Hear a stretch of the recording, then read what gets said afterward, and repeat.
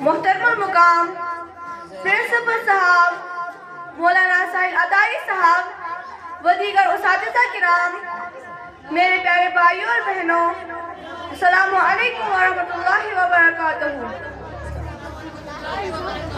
अल्लाह का शुक्र है कि मुझे इस अज़मत वाली महफिल यानी सीरतुन नबी सल्लल्लाहु अलैहि वसल्लम की कॉन्फ्रेंस में आप हजरात के सामने बोलने का मौका मिला।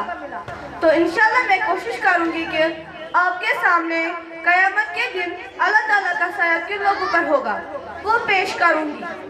मुझे उम्मीद है आप सब गौर से सुनेंगे और इस पर गौर करने की और इस पर अमल करने की भी कोशिश करेंगे।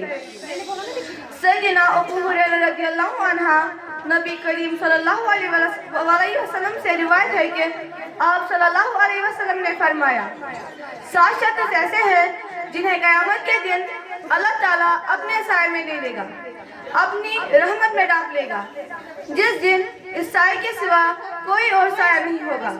वो 7 शख्स हैं। नंबर 1, अदल कायम करने वाला हुक्मरान। नंबर 2, वो नौजवान जो अपनी जवानी अल्लाह ताला की इबादत में सिर्फ करे। नंबर 3, वो शख्स जिसका दिल मसाजिद का इनकार हुआ हो। नंबर 4, वो आदमी जो अल्लाह के लिए एक दूसरे से मिलते हैं और आपस में मोहब्बत करते हैं। नंबर 5, वो शख्स जिसे किसी माल व जमाल वाली औरत ने गुनाह की दावत दी तो उसने कहा, मैं अपने रब से डरता हूँ।